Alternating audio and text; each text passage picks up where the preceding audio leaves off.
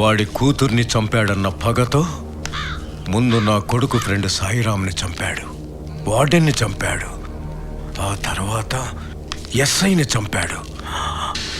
అంటే అంటే రేపు రేపు నా కొడుకు రేపు నా కొడుకుని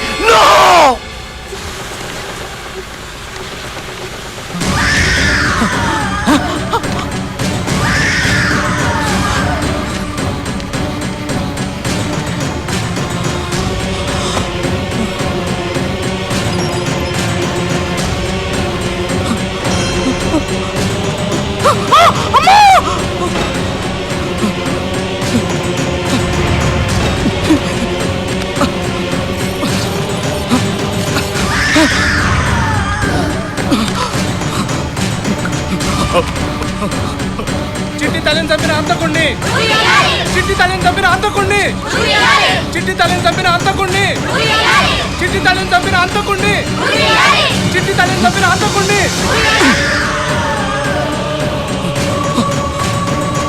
ఎవరు ఎవరు? అమ్మా!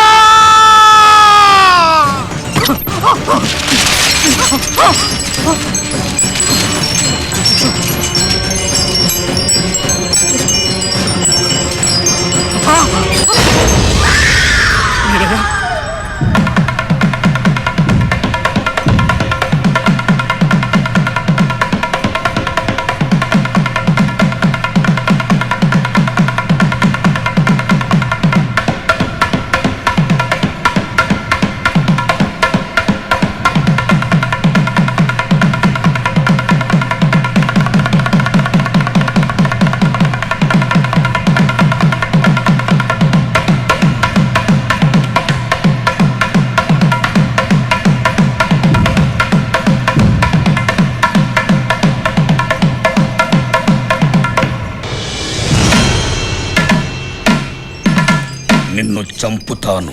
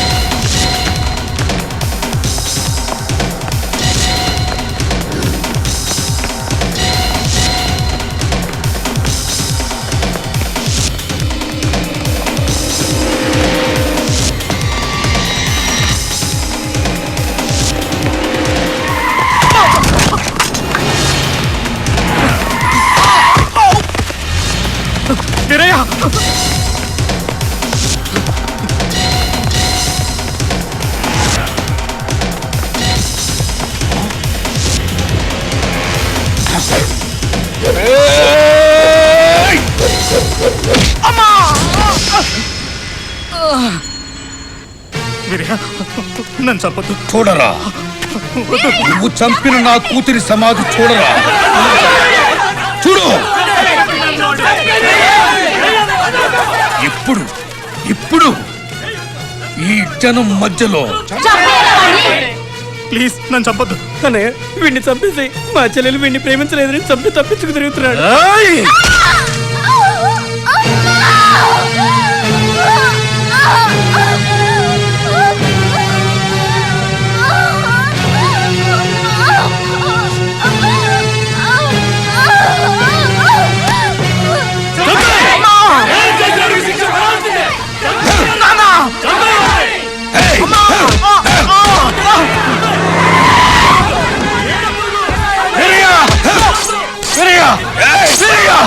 వద్దు వద్దు, నా కొడుకుని చంపొద్దు. దొరా, ఆవు దూడను వెతుక్కుంటూ వస్తుందని నాకు తెలుసు. ఒకవేళ నువ్వు రాకపోయినా నేనే నిన్ను తీసుకుని వచ్చి ఉండేవాణ్ణి. ఎందుకో తెలుసా? నీ కొడుకుని నేను చంపుతుంటే వాడు గిలగిలా కొట్టుకొని ఏడుస్తుంటే నీవు విలవిలా ఎలా ఏడుస్తావో నేను చూడాలి. వద్దు, వాడిని చంపొద్దు. వాడిని నేనే కోర్టుకు చెప్తాను, శిక్ష పడేట్టు చేస్తాను.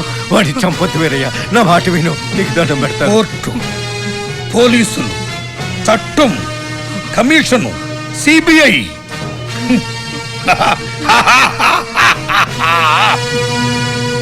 వీటన్నిటి మీద ఏనాడో మాకందరికీ విశ్వాసం పోయింది దొరా. ఇవన్నీ కూడా మీలాంటి బడా బాబులు నేరస్తులు తప్పించుకోవడానికి దోవలు మాత్రమే. పంటికి పన్ను, కంటికి కన్ను, ప్రాణానికి ప్రాణం.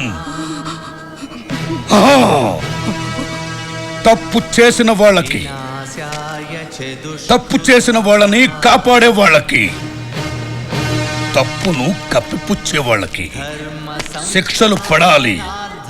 అప్పుడే చట్టానికి విలువ, న్యాయానికి గౌరవం, ఈ వ్యవస్థ మీద నమ్మకం ఏర్పడతాయి.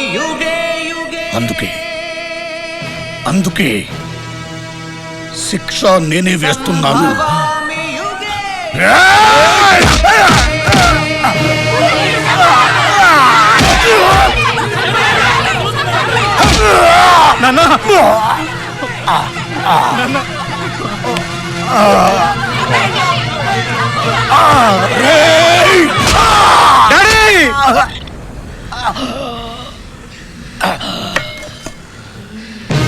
నీకు దండం పెడతాను, నన్ను చంపకు ప్లీజ్. ఏరా, ఇప్పుడు తెలుస్తుందిరా నీకు ప్రాణభీతి.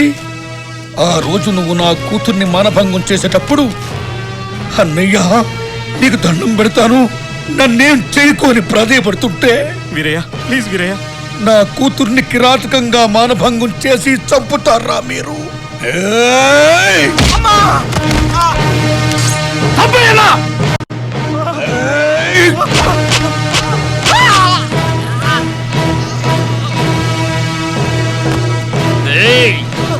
నీలాంటి మానవ మృగాలకి ఇలాంటి శిక్ష తప్పకుండా పడాలా?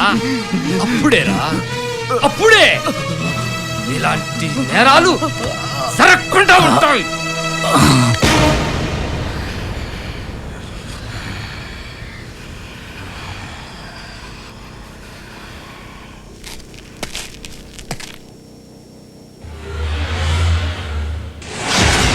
ఎందుకు చంపానమ్మా నీ కొడుకుని?